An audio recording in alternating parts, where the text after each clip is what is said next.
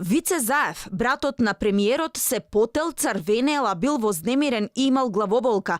Оти подпредседателот на ВМРО ДПМН Александар Николовски во телефонска изјава на една телевизија кажал дека прозападни, про-НАТО и ЕУ вредности не се наместени тендери, бизнис за членови на семејството на братот на премиерот, кој станува главен бизнис фактор во државата.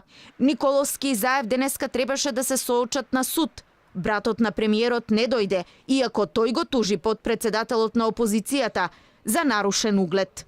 Вице Заев ме тужи за нарушен чест и углед. Значи, Вице Заев ме тужи за нарушен чест и углед. Како што видовте внатре, денес не се појави на подготвителното ручиште, испрати адвокат. Јас решив да се бранам сам, затоа што сметам дека немам потреба од адвокати и од правна помош, затоа што тужбата е класичен нонсенс и е исклучително политички притисок.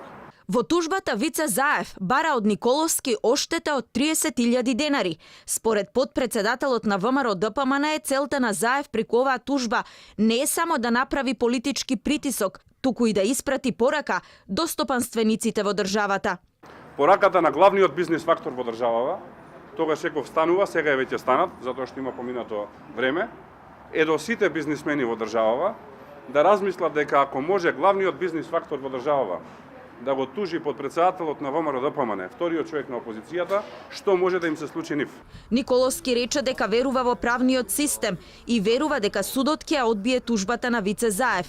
Тој додаде оти поентата на неговите докази што ќе ги приложи пред судот, се дека изјавата што ја дал на 24 октомври лани е во својство на подпредседател на опозицијска партија, која има право да ја критикува работата на владата и има право да дава свое мислење за начинот на работењето на власта.